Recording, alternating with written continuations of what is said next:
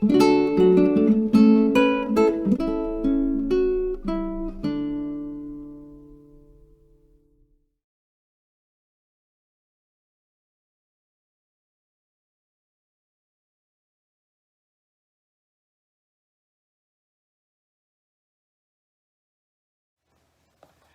morning, everyone. On this Wednesday morning, we're continuing our journey through the book of Philippians. We're in chapter 2, verses 12 through 18. My beloved, obedience as you have always been, not only when I am present, but all the more now that I am absent.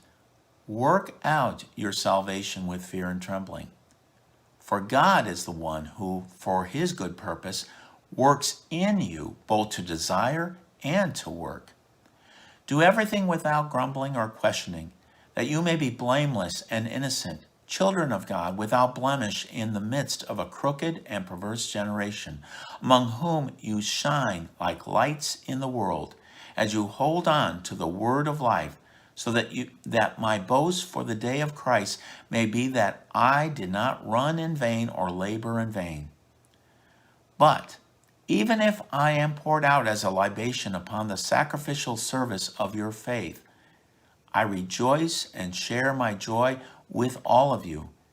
In the same way, you also should rejoice and share your joy with me.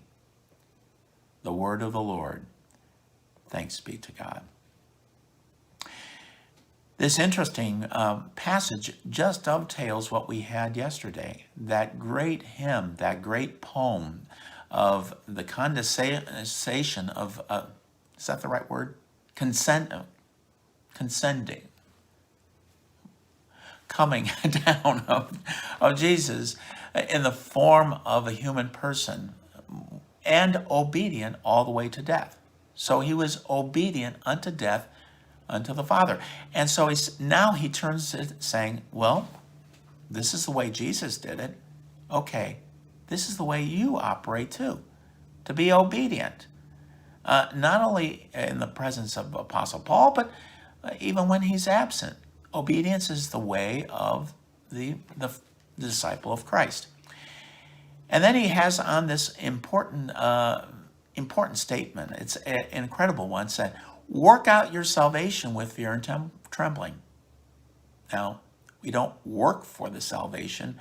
We work out the salvation, meaning that salvation has multiple dimensions in our life.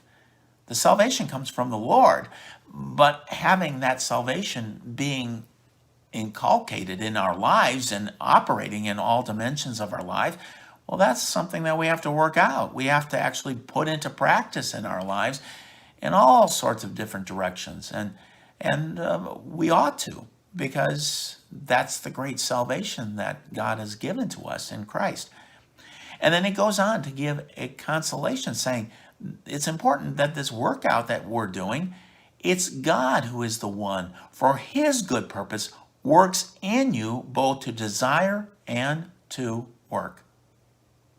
That's the beauty of the whole thing. It's God who's behind the scenes giving that drive to say, let's go for this. Let's put it into practice in all our areas of our lives, and let's have his salvation truly come in its fullness in our lives. And then he goes on to say, we're meant to be lights that shine in the midst of a perverse generation. Everything that's going on, stand out as lights because we're walking in the light of Jesus Christ in our lives. Stay safe, folks. Hopefully we'll get to see each other soon. Bye for now.